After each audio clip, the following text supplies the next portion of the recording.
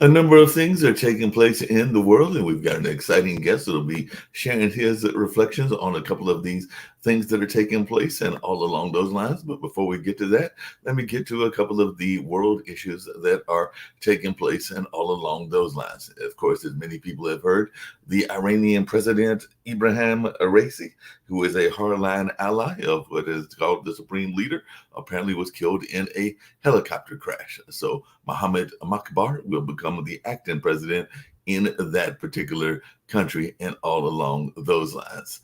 And the ICC, the International Court, is seeking warrants against Zindwar and Netanyahu for war crimes. So that is something else that we are seeing, as apparently those warrants have been issued, and we'll see if anything comes to fruition out of that, or if it's just some more political posturing and all along those lines. So it ought to be interesting to see what goes on in that respects as well. So, like I said, a number of things are taking place, and of course, we've got things taking place in the United States as well.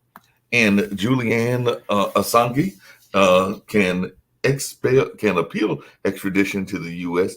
and the UK courts. That's according to a ruling that is out there now, and that is the WikiLeaks founder. So he can challenge that U.S. extradition, and definitely we'll see if he gets extradited back to this area or back to the UK, and if the challenge works. And the Taiwan's president has vowed to keep the island safe amid Chinese pressure. So that's something else that we're seeing in the news, as Lai Chang-te has been inaugurated as Taiwan's president. So a number of world leaders are coming into power in various parts of the country and all along those lines. And apparently 3 Americans are among the 50s detained after a failed coup in the Democratic Republic of the Congo. So definitely it looks like the Congolese army is saying that it fouled a coup involving Americans. So that is something else that is going on in the world. And also the Slovakian Prime Minister, Robert Fico's attacker, may not have been a lone wolf. But the Slovakian Prime Minister's condition remains serious, but the prognosis is positive after that assassination attempt. So definitely, like I said, a lot of things are taking place in the world. Even protesters are blocking New Caledonia Road as the French police pour in, and Macron is calling for a further security meeting as deadly unrest grinds on and all along those lines. So I know that Paris and France are also preparing for the Olympics as well. And the U.S. could sanction Georgia politicians to defend democracy. So the Georgia Parliament Speaker is vowing to override the presidential veto on a divisive foreign influence bill, and that's something else going on as well. And Spain has recalled its ambassador as the spat with Argentina's Milei has extended. So definitely Spain recalls ambassador after Argentina Milei called their prime minister wife corrupt. So like I said, a lot of this political stuff is taking place throughout the world, and at least 27 were killed in central Gaza airstrike as the U.S. envoy visit that particular region as well. So, like I said, a lot of things are taking place in that way. And Shana Lok, whose body was paraded through Gaza, has been laid to rest in an Israeli funeral. So, definitely looks like the Israeli army has said the body of one hostage was retrieved from Gaza. So, definitely that is continuing to go on, just like the war in Ukraine is going on as well. And Putin says Iran's Raisi was a true friend of Russia, and Ukraine and Russia have exchanged tit for tat strikes and all along those lines. So definitely that conflict is still going on a continuous basis and all in that way.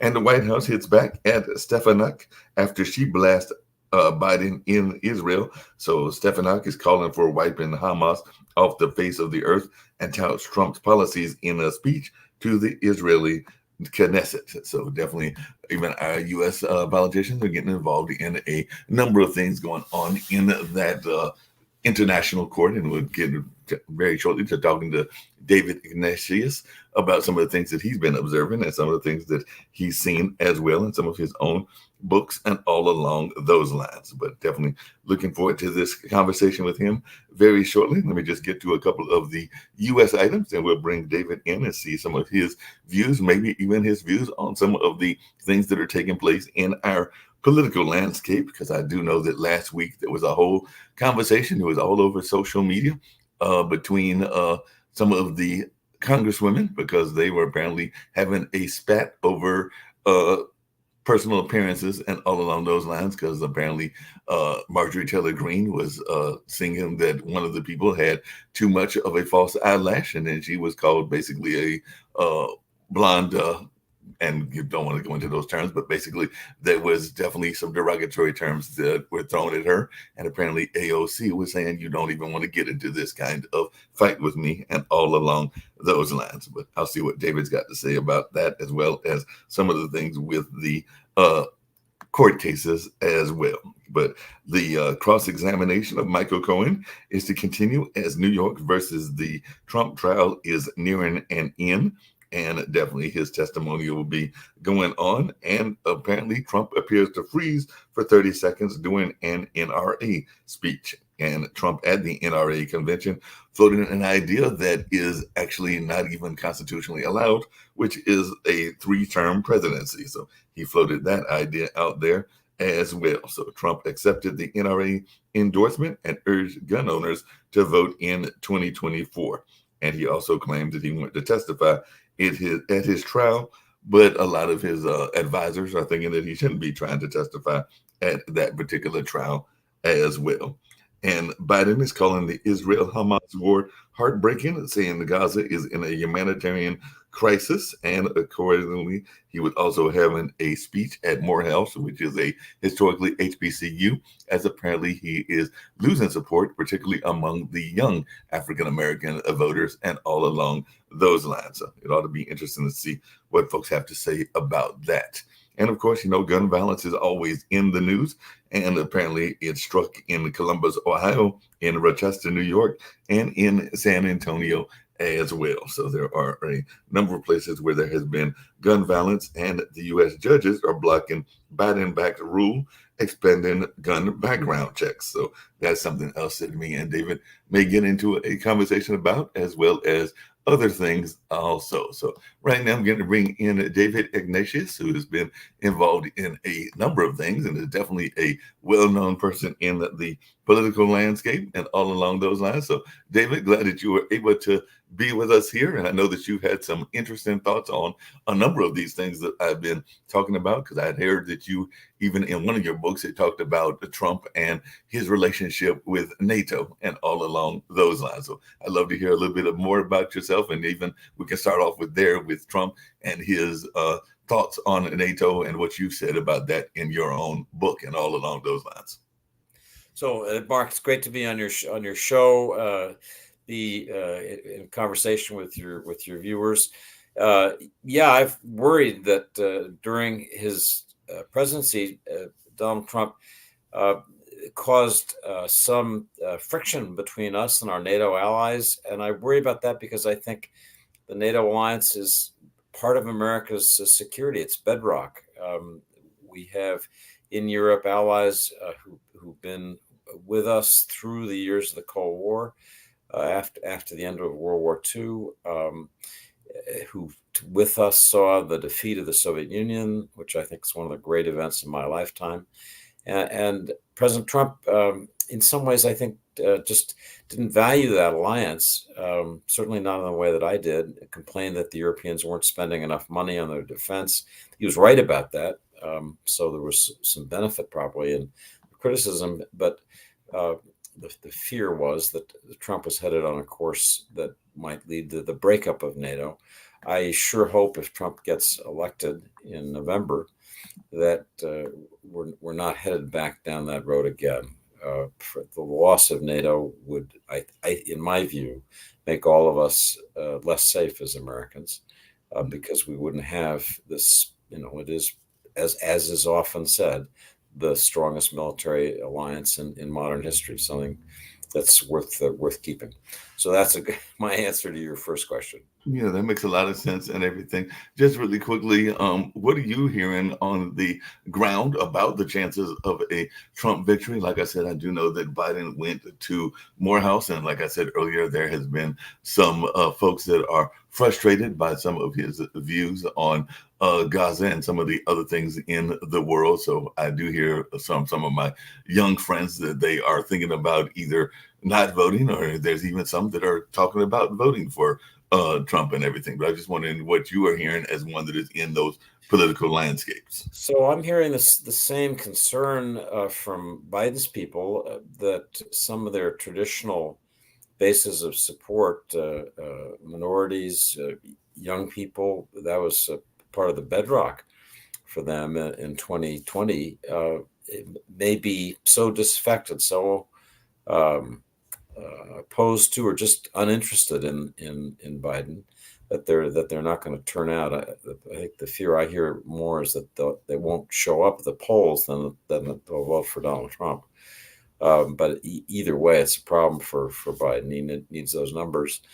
The most recent polling that we're seeing coming from the New York Times suggests that right now Trump would win the 5 key battleground states like Pennsylvania and Michigan, absolutely critical to any Biden victory. And right now, Biden appears to be behind. Biden people say it's early. Polls at this stage of the race are unreliable. They think that over time, as people see more of Trump and remember what his presidency was really like, that those numbers will change. But right now, looking at the numbers, you'd have to say, a Trump victory in November is a strong possibility. The polls suggest it's likely. What are you hearing from in terms of the women's vote? Because that's another group that I've heard that is maybe leaning more toward Biden because of the Dobbs case and the Dobbs ruling and things along those lines. But I'm also hearing people are very much interested in the pocketbook issues and all along those lines. So I just wondering, what are you hearing in terms of everything, Mark, that we've seen since the Roe v. Wade was overturned in the Dobbs case says that this is a strong motivator for women, that they've turned out to vote, that was a big factor in the 2022 midterm elections, that every time since then there's been any ballot initiative or state race, that the turnout of women and their support for candidates who favor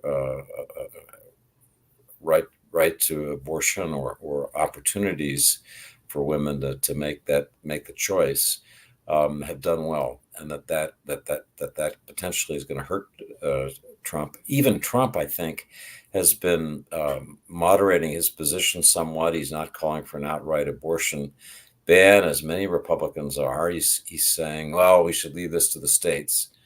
And I think knowing that this is potentially one of his biggest vulnerabilities. The polls are pretty clear that women just they feel that they do have a constitutional right, whether they're, in many cases, personally would be opposed to abortion or not. They feel that taking that opportunity away from women, criminalizing doctors who perform these procedures is wrong. So I think you're right. I think that's going to be a factor. Whether it's big enough to overcome the other negatives that Biden's got is one of the things we're all going to be looking at most closely. Yeah. You mentioned some of the swing states. I'm actually here in North Carolina, and the founders of the network are actually here as well. What are you hearing about North Carolina, and what are you hearing in terms of Mark Robinson's candidacy actually against a Jewish candidate, which is Josh Stein, and everything? But I just wonder, what are you hearing? Because he's had some very extreme views as well. So, Mark, you know so much more about that. I would not want to mislead your viewers by making them think that I have anything really useful or well reported to say about North Carolina politics. I just haven't dialed down on that much. I haven't been in the state in many months last.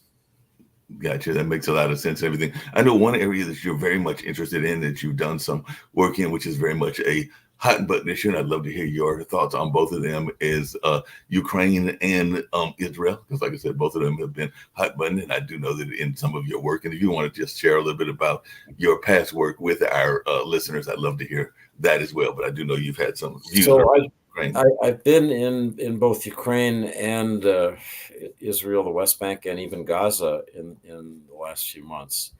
And let me just share brief thoughts about both conflicts. Yes. I was in Ukraine a few weeks before the House finally, after 6 months delay, voted to approve the U.S. military assistance for Ukraine. And I spoke with President Zelensky, who said to me bluntly, if that aid doesn't come, we're going to have to retreat. He drew me a map, took out a piece of paper, drew me a map of the front. Here's the front line. And he said, we have 2,000 shells a day. The Russians have 8,000. We can't sustain this line. We're going to have to shrink it. We're going to have to make it smaller. So we'll have to retreat. And I found that, he couldn't have been more honest as president of the country. Others, the head of Ukrainian military intelligence, told me a Russian offensive was coming soon.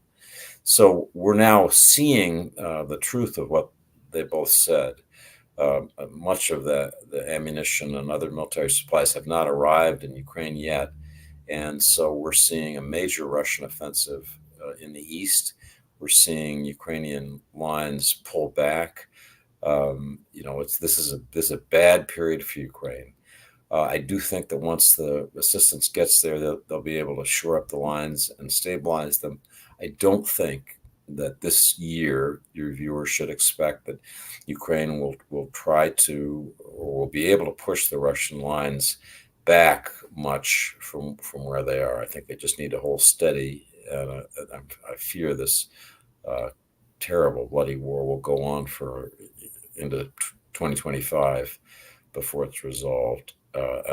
Last thing to say is I admire the courage of the Ukrainians who are fighting.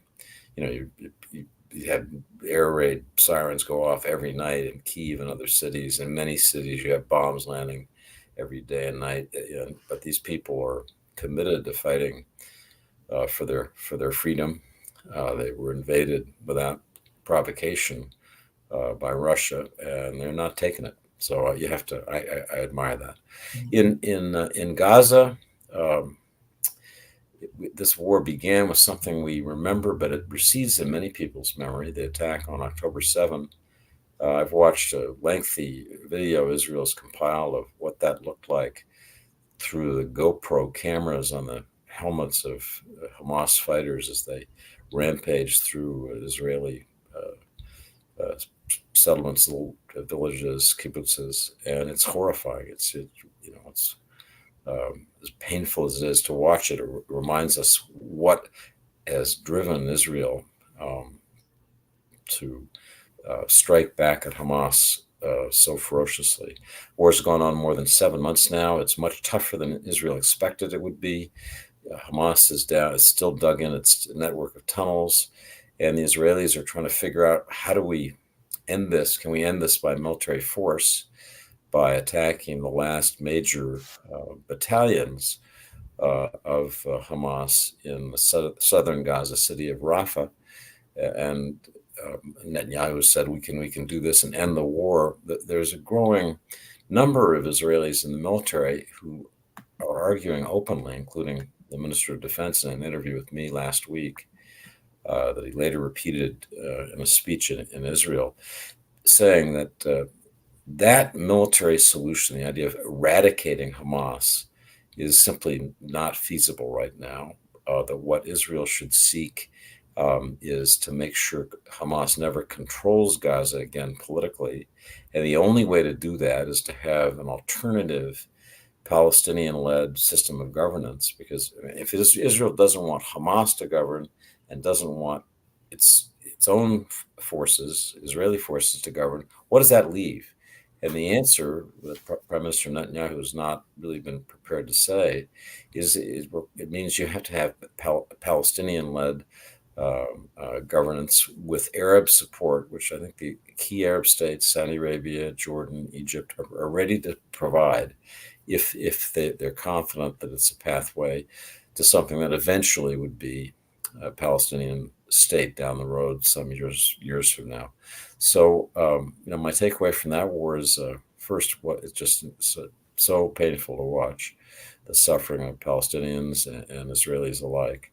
And I think we're reaching a crossroads where Netanyahu's own government is saying to him, you don't have a plan to end this war, and unless you come up with one, this coalition, this government is going to fall. So I think we have some days of decision coming in Israel that may lead to different leaders, may lead to different policies. Our top two NSC officials have been in Israel today, just coming back now on the plane after talks with Netanyahu.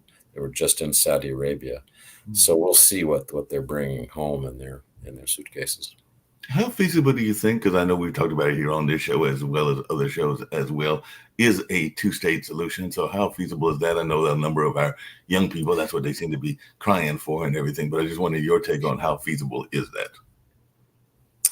It's not feasible right away.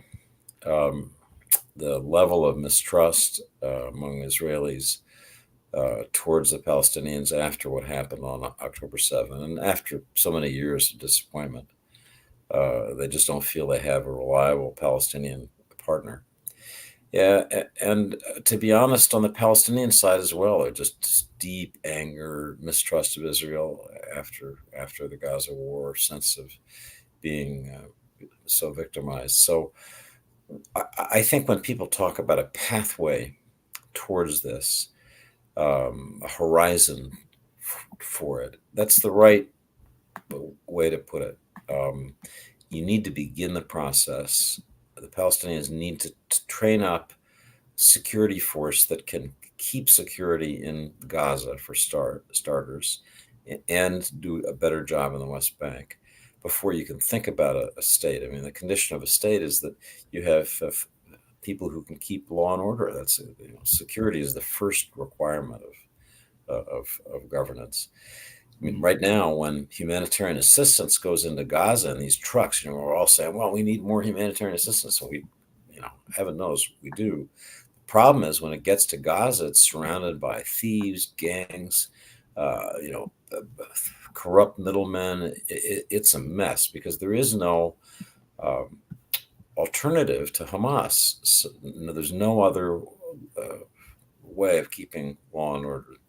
So, down the road, I think, and I've been covering this, Mark, for 45 years. I first went to the Middle East in 1980.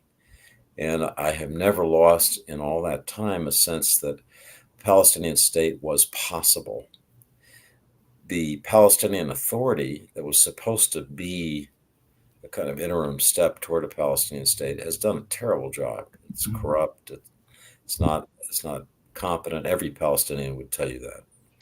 So that's another starting point. It needs to be reformed and revitalized. It needs to be a real government, as I say, with real security forces trained by the U.S. and other countries in the region up to a high standard with performance metrics like you'd have for any good government, where you can see what kind of job they're doing. But if those things could be done, then you could speak realistically about the pathway. You'd say, we're on the pathway. We've got metrics. We can measure. We see where we are today compared to where we were 6 months ago. And then I think even the most skeptical Israelis might begin to say, well, maybe let's give this a chance. Yeah, along those same lines and everything, and I know it's part of what you've also studied and everything, but I was just wondering your thoughts on how we are doing in terms of keeping in touch with the spy network. And I'm thinking about the CIA and even the FBI, because I definitely have studied some in terms of their role with COINTELPRO and other things. But I'm just wondering, is the CIA and the FBI still effective in terms of its way of kind of seeing, helping governments go the way that we want them to go. I guess is the best way to put it. So our international intelligence gathering continues to be, I think, the best in the world. A couple of examples of that. We collected information that an offshoot of the Islamic State terrorist group that we battled against in the late 2010s to finish around 2018. But an offshoot of that group that came out of Afghanistan and took root in the neighboring stands, Uzbekistan, Tajikistan, was becoming a threat capable of mounting operations. And we warned Iran in January of this year that Iran, a country we're not friends with, but people we feel some responsibility, and we have information about terrorist plots to share that. So we told the Iranians to watch out, that there are Tajik migrants in Iran who were planning operations. The Iranians couldn't or wouldn't take action, and 65, more than that, 95 Iranians were killed in an operation in January in the city of Kerman. In Russia, similarly, we got intelligence that Tajik migrant workers in Russia, in Moscow, were planning an attack directed by this ISIS-K group. Told the Russians, delivered a message very early in March. And similarly, the Russians couldn't or wouldn't act on it. And 150 plus Russians ended up getting killed in a terrible slaughter when gunmen attacked entertainment venue in Moscow. So we're still getting the information. There's a lot of concern. Is this group, ISIS-K, capable of mounting an attack in the United States across our borders? I wrote about that 3 weeks ago. I think to your larger question, our intelligence agencies, the FBI, like our military, need to feel confident that they have the support of the public, that the public stands behind them. And there's been a lot of political criticism from the right that, the CIA is the instrument of the deep state, this and that, criticism of the FBI. And I think that's having an effect on morale. I hope it's not so severe that it really begins to compromise their performance, because, as I say, we do depend on them for our safety as a country. But in terms of the basic ability to collect information abroad, there's nobody who's as good.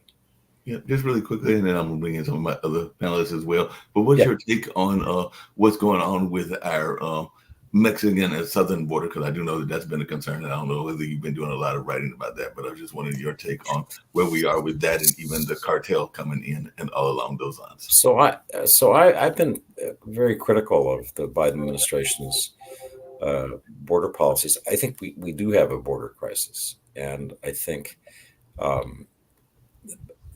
Biden and his team need to do more to shut the border down, including using every bit of presidential authority to make better controls at the border. They tried to get bipartisan legislation through Congress.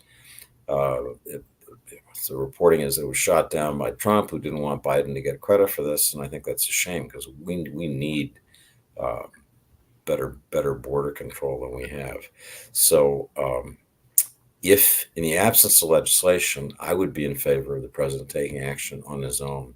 The idea, for example, with this ISIS-K threat I was talking about, the idea that Central Asian migrants can slip across the border either undetected or uncontrolled, and who might be in touch with ISIS-K facilitators, the same people who organized an attack in Iran that killed 95 Iranians, an attack in Russia that killed 150 Russians, and people from that, associated with that network could be in the U.S. undetected. That scares the heck out of me. So I think it's a issue that everybody needs to take more seriously. What's your take on the possibility of interference? Because I know that was something that came up in the last elections with Russian interference in the elections, and now they're talking about both Russian and Chinese interference. So, how vulnerable are we to interference from outside We're, parties? we're super vulnerable. I mean, that's one thing that's come through, I think, now incontrovertibly. Our system, our social media system's pretty wide open and subject to influence by anybody who wants to. I think that for me, the lesson is that the Russians and Chinese seek to exploit the divisions that are in our country, but they don't create them. And where there are issues where people are strong resentments and people are angry, and we're a country where people are pretty angry at each other. The Russians and Chinese come into those wedges and drive them deeper, and try to exploit them. But they didn't create those divisions. They're using and manipulating them. So I think it's on us to solve our problems. So there are no opportunities for foreign meddling. Yeah, that makes a lot of sense and everything. I was just wondering, one of the things I've talked about and we talked about on this show, and then I'm going to open it up to Kim, and I think Nick might be joining us as well. Those are the two founders of the network, as well as Sasha, who's over there in Canada, but is of Ukrainian background, is this notion that sometimes our allies aren't always our allies, because I'm thinking about Noriega and others, including some of the folks from the Middle East that we trained, and then they turned their kind of like turned on us and everything in that space. But I just wanted your take as one who is reported for the Washington Post and is a New York Times bestseller on that whole notion as to how much do we have to take blame for some of what is being done on our side as well. Because I do know that historically there have been some folks that were supposedly our allies, including the Shah of Iran, that turned against us. So I'll take just a couple examples, Mark. Your viewers may know the name Jamal Khashoggi. He was murdered by Saudi agents in Istanbul. He was a colleague of mine at the Washington Post. He was also a personal friend who I knew for many years. Saudi Arabia is our ally.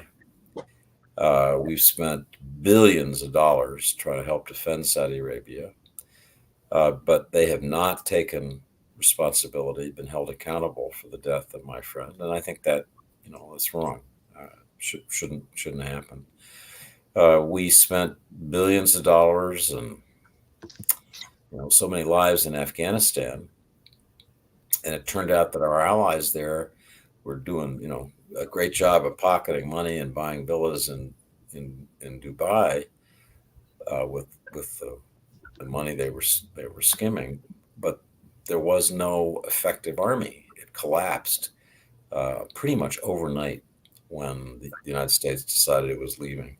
So there's another example where we just didn't have a strong enough ally to support the policies that we were conducting. And I think that's, for me, one of the big lessons of this last 20 years is when the United States projects power in the world, it needs to make sure that it's got allies who are willing to fight and die for the cause. That's what I'm struck by in Ukraine. I mean, those are not American soldiers dying by the tens of thousands, probably over 100,000.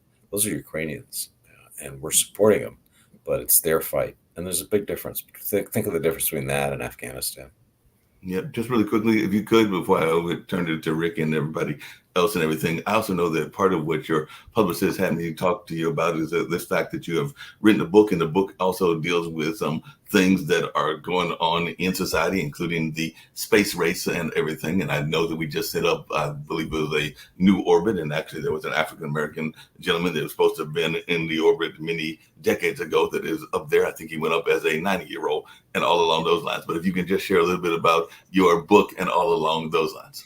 So my new book is called Phantom Orbit, and it's about something that's happening that I think people need to be aware of, which is that space is becoming a domain of conflict. It's being weaponized. The Russians and Chinese have been very aggressive in developing weapons that can essentially take apart our networks of satellites on which we depend. My book opens with a Russian realizing that Russia and China have developed what he thinks of as a kill switch that could turn off the GPS system, which we depend on every time we use a cell phone. The cell phone works because it can locate itself against 4 satellites in space. Every time we get on an airplane, it's flying thanks to satellite navigation. Every time we get in a car, we use our GPS. I mean, there's nothing that we do that doesn't involve GPS. So those systems are under threat from Russia and China. The New York Times just had a big story over the weekend about Russia's offensive weapons in space and the new efforts by the U.S. Space Force to think about how to counter them, both with defenses and offense. And that's the terrain on which this novel is set. It's trying to think about the next conflict, the next area of potential conflict Americans should think about. It's now in the headlines. So if folks who want to get some sense of what the heck is going on in space, how did space become an area of conflict? That's the background against which this novel is set. Rick, you had a question, and I'm sure that can you talk about the difficulty of using traditional journalistic techniques, with regard to Trump, who got $4 billion in free media coverage in 2016, and because he's a BS slinger, and that's pretty much. So you raise a question that worries me a lot. He's like catnip for the media. The coverage of his trial in New York that's ongoing now. I mean, if you turn on cable news, it's like nonstop. Every little witness. It's like they're covering the trial of the century, and that I think is because there is a public fascination with Trump, which is why he got elected. I mean, what did Trump know about politics? He was a reality TV star, but he was, people loved watching him, love him or hate him. They couldn't stop watching him. So I think we're seeing that again. I think the stakes, it really matters who's the president of the United States. We need good leadership. We're a great country, but we have a lot of problems. We need good leaders to solve them. And I hope the catnip factor doesn't overwhelm good sense. But Rick, the question you ask is one that bothers me a lot as a journalist. It's very hard to know where to draw the line. I mean, what's stories some people want to read about, or watch. So is that where we should determine our coverage priorities, or should we say no, we shouldn't cover that? That's just a circus. It's very hard to make those decisions. But I do know that if you just leave it to ratings, you're going to be driven to ever more coverage of Trump because it's irresistible. I'm not a spring chicken either, but I know that because I'm in my 60s, but I do know that there are a lot of complaints about the age of the candidates, and there's even some talk about people pushing Biden out of the candidacy and all along those lines. I know we've got these debates coming up, but what is your take when you hear the criticism of the age of our candidates and that there's not enough youth voice out there? Well, I'm no spring chicken myself, but I did write back in September that I thought that Joe Biden, who will be 82 if he begins his second term, was viewed by, I think it was nearly 70% of Democrats, over 70% of the public as a whole, as being too old to serve a second term. And that view has only grown. There are questions that have been raised about Trump's age and whether Trump similarly displays evidence of that age. If Biden is elected, he's a sensible guy. He's been around. Seems to have good people working for him. And runs policy competently, in my view. So he won't stumble and fall over in the Oval Office. I said earlier, we need good leadership. And part of that is we need younger leadership. I mean, we want to think of ourselves as a young, dynamic country. And here we've got, two guys in their late 70s, in Biden's case, in his 80s. And it'd be nice to have a choice that was, more about the future. But that's not the way this is shaped up. How important do you think the gun issue was going to be? Because I know a lot of people, I mentioned there were several incidences, well, there have been several here in Durham where I'm at, there have been several around the country, but I just wanted your take on the gun issue. And also, is there any possibility, because he did kind of float the idea of a third term, and I know that constitutionally that's not allowed, but maybe he's going to find a way to get around the Constitution if he's elected. But I just wanted your take on the importance of the gun issue and the third term. If Trump tries to find a way to get around the Constitution, and arguably that's what he did back on January 6th in not wanting the election results certified, I mean, that's a violation of our basic, we have a set of rules called the Constitution, and the Constitution's interpreted by the Supreme Court and by other courts. But the idea that someone would talk glibly about a third term, which is a direct violation of the Constitution, we shouldn't be in that place. We shouldn't have candidates who talk easily about things that are, that appear to be directly against the law. Again, I mean, elections are character tests, right? So, they're tests of the character of the candidates. So we'll take a good look at Trump and a good look at Biden, but they're character tests of the electorate. They tell you about the country itself. Where are people? What are their values? What do they care about? How seriously do they look at the evidence in making judgments? So we'll learn a lot about America this November, and I don't want to say more than that, except to say it's a character test. I want to live in a country with good character. Part of the increasing division in the U.S. is due to new 24-hour news channels and other that cater to particular segments of the population. How do you fix the news? Another really good question, goes to the heart of my business.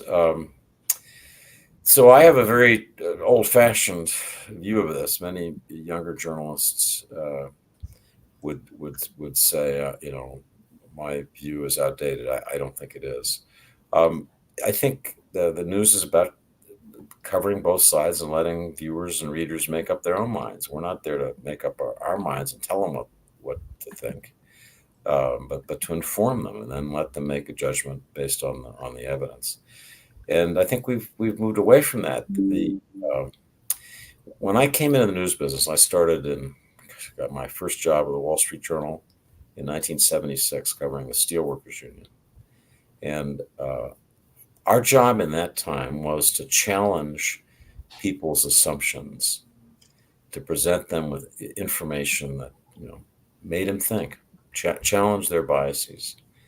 And today, increasingly, I think media outlets, whether by intention or not, are reinforcing, confirming biases. The people that you hate are terrible. The people you love are great. I mean, that's the feeling you get watching a lot of cable news, and sometimes reading newspapers. So that's wrong. We should be in the assumption challenging business, not confirming. So I think Rick, the way to fix the news business is to have tough editors who you have young reporters. I was an editor for many years. You have young reporters who are passionate about causes, who come in convinced that somebody did something bad and I'm going to go get him. And, that's great. That passion is fine. You just need editors to say, wait a minute, how do you know that that's true? Mm-hmm. I mean, I know that you're passionate about it. How do you know it's true? And insist on evidence to show that it's true before anything gets in print or on the air. And I think as long as people hold to those standards, the editors do their job as editors, and the passionate younger reporters is fine. It just needs a filter, because if it's just about passion, well, somebody ought to go, work in politics. Heaven knows we need passionate people to fix the world, but journalism is a little different, and editors need to teach younger people the ways it's different. Hey, David, what's your take? Because we've been talking about it quite a bit on this network and everything. Speaking of young people, as to how much they really know about Gaza and some of the other things that they are protesting. Because I know that even here on the network. There have been some that are feeling that they are being manipulated and that they may not even have that much knowledge of the issues and everything. But as a journalist, what is your take on some of these protests we're seeing at some of these various college campuses? So, with the stipulation that I do think campuses need to be places where people express speech, even if it's unpopular. I mean, no, free speech doesn't mean too much if you're just defending speech that you agree with. It's the speech that you don't agree with that is the proper. That said, I've been kind of shocked at some of the things that I see on campuses. I mean, I've been covering Hamas for years. I think Hamas has been really destructive, not just to Israelis, but to Palestinians. I think they brought just a dreadful situation at Gaza, and Gaza's, they knew this attack was coming. They attacked Israel on October 7th. So the idea that young people on our campuses are supporting them, defending them, that just seems off to me. They need to spend more time looking at what these folks have done. I think that's the main thing. I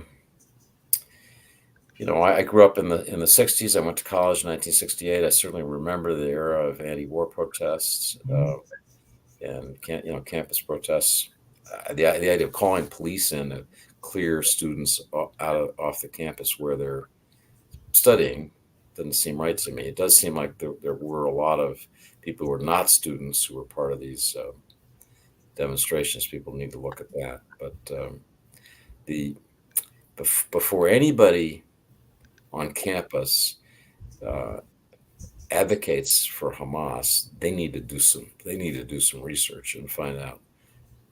Well, Rick, to help you out, we need to have a rating metric system on media, because the problem with media today in our First Amendment free speech, and it also exists in academia today, Wiley just determined there were 11,000 academic studies that were just bogus, and they're published on ssrn.com.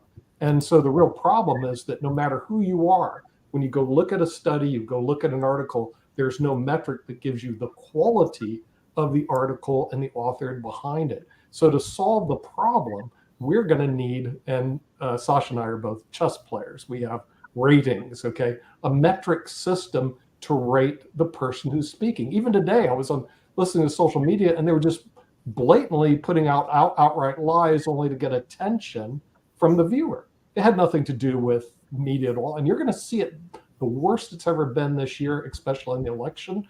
Lies will just be published, and there's nothing stopping it because we have the First Amendment. We need to have a rating system attached to the author saying the quality of this, just like you have when I go to hotels, I look at all the ratings, not just the stars, but also the individuals. We're going to need to do that with journalists. I'm sorry, your industry, which I'm not part of, I am a guest now, but is a degradation industry, which brings me to my first question. Do you know David Cay Johnston? I was just going to ask that. The only guy I know that's been around. David, do you know David Cay Johnston? So there's a David Johnston who was a reporter for the New York Times. Who I don't know personally, but I know him a bit. Okay, yeah, he's been on our shows a lot. I mean, he's kind of a. Yeah, he's been a regular in the past. Everything. I just wonder if all the journalists all know each other. I don't know. I want to home in on some of the conversation that was talking about the student protest. And I think that there's a lot of misunderstanding, but I think the students have a right to have a voice. The universities are a place of education. And the only way to get educated is to ask questions or to voice your perceptive or how you perceive things, and then potentially maybe have somebody come back and correct you. I think the silent protests are good and healthy. I think that nobody really understands what this war is about. Really, nobody does. Maybe the two leaders who are fighting it out, but I don't think anyone does. And I think what we need to do, because it's been going on for centuries, and to tell me it hasn't, you're lying, because it has been going on forever. As far as I'm concerned, this is just, It's going a to go on. continuation of 2,000 years of fighting. And we just need to butt ourselves out of it. But I personally think that the students have a right to a voice. I don't think that pro-Palestine means pro-Hamas.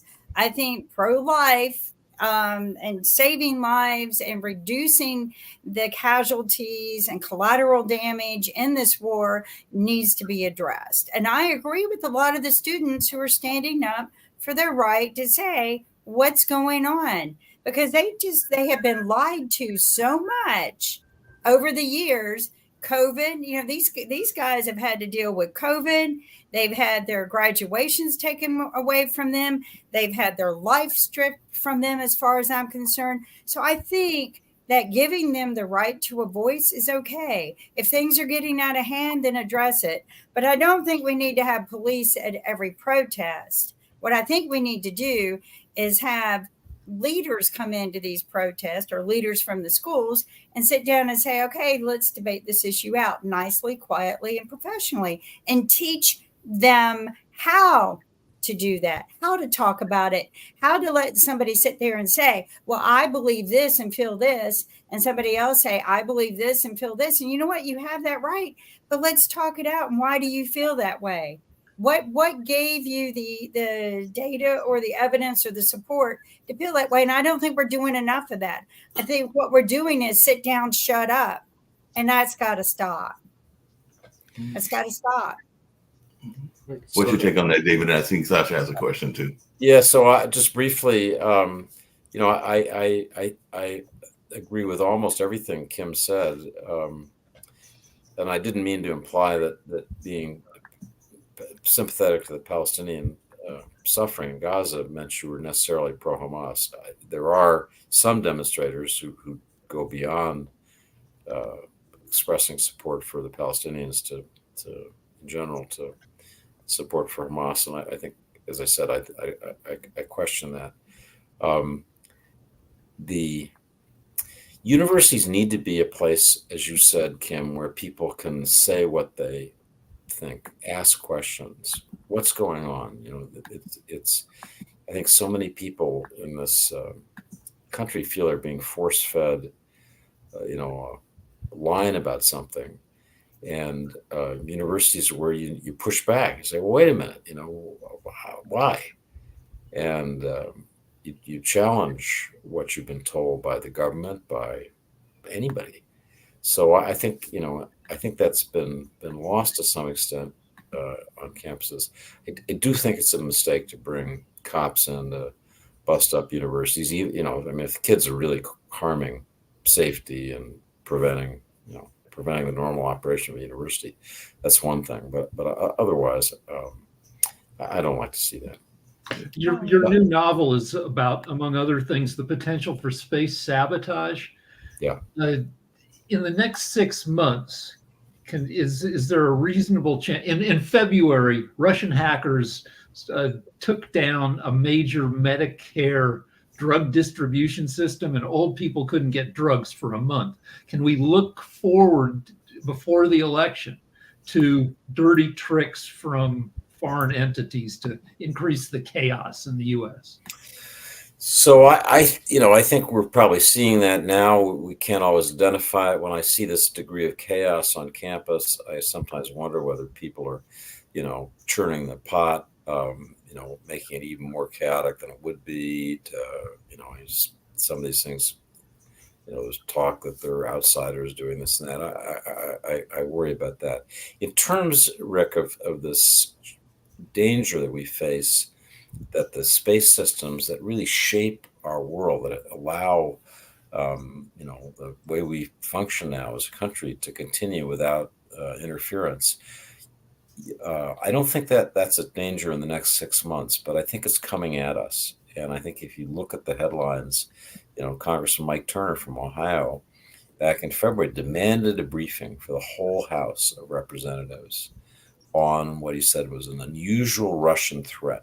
Well, it turned out that Russian threat was a plan that they were talking about. This is detailed by the Wall Street Journal a few days ago, to use a nuclear weapon in low Earth orbit to take out all of the commercial satellites that increasingly are how the world communicates. Elon Musk's Starlink has 5,000 satellites in low Earth orbit, just spinning around every part of the planet, beaming down like Wi-Fi coverage, like having Wi-Fi everywhere.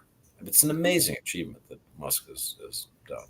And the Russians don't have any way to deal with it, except they thought to detonate a weapon that essentially blows out everything in this low Earth orbit and just leaves a big debris field where nobody, no satellites can travel. It's a horrible.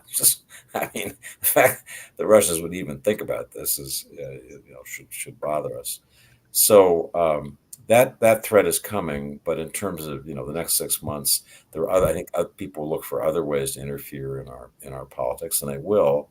But again, that's the biggest danger is us. It's because we provide the openings, and then others exploit them. So I just I want. That's why things like this show where we're just talking. Everybody has a different point of view. I'll answer from what I know. That's the kind of thing I'd like to see a lot more. Well, David, you open up the door to a really great conversation about how a lot of things in technology are designed and built for innovation to help people. That's our initial idea. Rarely do we come up with an idea to kill people.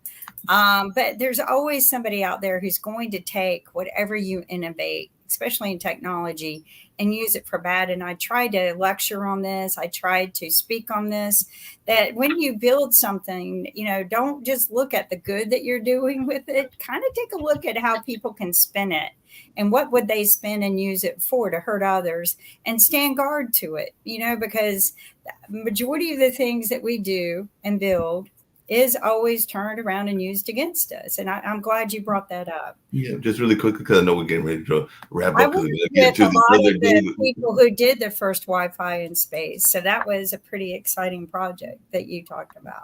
Yes, just really wrapping up and everything, because I know we got to get to the other David Walker, and the show around economics. If you want, I can send you the link, and I'm sure he would love to have you there as well and everything. But I definitely hope that you'll make a return trip and all along those lines, because I'm fascinated by the conversation. But if you'll tell folks once again about the book, how you can be contacted, and like I said, on behalf of the two leaders, Kim and Nick, I think I can fairly say that I would love to have you come back whenever you're available, and all along those lines. With pleasure. So if folks have been interested at all in this new world of satellite warfare and the systems Russia and China are developing that put our systems at risk, the name of my book is Phantom Orbit. I talked to the leaders of the U.S. Space Force, all the people who were involved in space before setting this down. It's as realistic a plot as I can make it. The responses from folks who've read it, Amazon purchasers and others, have been really positive. So, I hope people who are watching, who are interested in space and thinking, what might those threats look like, might find this book of interest. Mark, I just want to thank you and Pod TV for having me on, and it'd be a pleasure to come back another time. I'm working on a new book. Maybe you'll have me back when I get the new one done. Sounds good. Love to have you back for the new book, and any other times that you want to come on just to share some of this wisdom that you have and everything. I know that Sasha was on earlier. Jonathan Lockwood is actually very much involved in that whole notion of the space defense and all along those lines, but he is one of the regular guests that Sasha has, because he's very much about the dome, the Iron Dome that Israel has, and the possibility of us creating one here as well, because he's an advocate of that and has been an advocate on the Ukraine Russia-China show that we do every Tuesday and Friday and everything. So definitely has some folks that are in that space, and you may even know Dr. Lockwood and everything, but I know he's been very much involved in the political front, just like yourself. So yeah, again, thanks to you and Rick and Kim and Sasha and your whole team. And this is what it's about: communicating. That's how we're going to keep the country going. So glad you're doing this.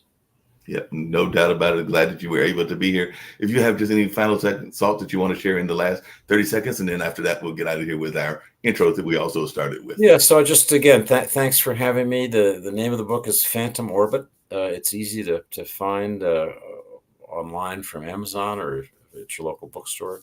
And it's an attempt by me as an author. It's my 12th novel to talk in fiction with characters who I hope are believable about something that's happening in the real world, in this case in space, that is potentially pretty dangerous for all of us, and that we need to learn more about, so that we're better protected. So I hope people read it, and always easy to reach at the Washington Post if people have thoughts or suggestions for the future. So thanks. Appreciate it. And on that note, we're going to get on out of here. Like I said, we've got Economics Monday and then the Media Monday show coming up at 1 o'clock. But definitely have enjoyed having you on and look forward to having more conversations with you later on. Thanks, Mark.